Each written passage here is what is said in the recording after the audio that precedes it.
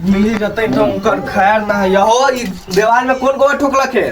हमनी के ना पता हो। बताओ तो तनी 6 महीना से हम बाहर गेली तो सब देवाल ठोक के नाश कर देलक है। ई कोनो तू कहलक एने वाला देवाल देखा एगो हमर देवाल देखा, एने वाला देवाल सब खाली है चिकन है आ हमर देवाल में देखो सब गोबर ठोक के नाचले है। ई कौन लीला है भाई? अरे ठोकेला हवा अपन में ठोक तो ई दूसरा के मतलब देवाल खराब कर देबू तू। ई देखो ओने भी गोबर एने भी गोबर, ई कौन लीला है भाई? आ धरा जथन तो उनकर खैर नहीं ना पता हो तो निके बताव। मैं नहीं बताऊंगा। बगले वाला ठोकलक है आज उनकरा हम। ए छोटो का हलो भोरे भोरे अरे ई तोर गोबर हवा ठोकल हम ठोकल है। बताओ त ई कोनो तू के अपन देवाल चिकन कर ले आ दूसरा के देवाल ठोक के नाचले ह? गलती हो गेल बा। गलती कर बार तो निके ये लीला रहा रे ठोकले आवा त अपन में ठोका। हम जाई तू केस करे। केस करे कहां?